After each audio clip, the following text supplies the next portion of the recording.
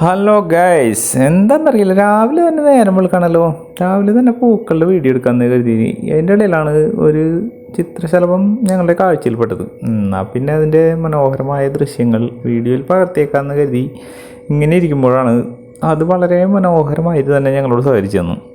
എന്തോ വിശപ്പുകൊണ്ടായിരിക്കണം അത് ഇങ്ങനെ തേൻ കുടിക്കുന്ന കാഴ്ച നമ്മൾക്ക് പകർത്താൻ കഴിഞ്ഞത്.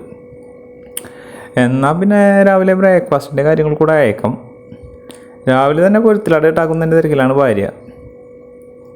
പൊരുത്തിലട എന്ന് പറയുമ്പോൾ എനിക്ക് വളരെ ഇഷ്ടപ്പെട്ട ഒരു ബ്രേക്ക്ഫാസ്റ്റാണ്.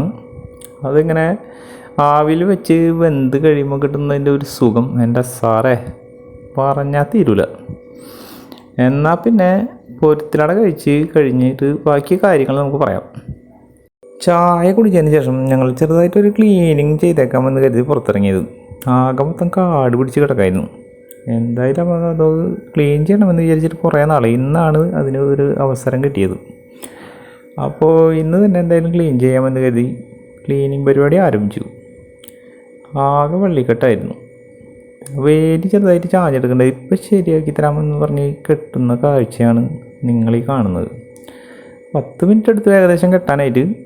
അതിനിടയിൽ ഒരു പപ്പായ ഉണ്ടായിരുന്നു, അത് ഞങ്ങൾ അവിടെ നിന്ന് പറിച്ച് ഒരു തുറസായ സ്ഥലത്ത് അതിന് നട്ട് വെള്ളവും ഒഴിച്ചു കൊടുത്തു.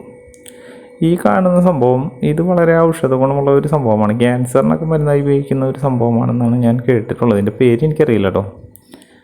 ഇതാണ് നമ്മളെ ജിം റൂട്ടൻ നടന്നു പോകുന്ന കാഴ്ചയാണ് ഈ കാണുന്നത്.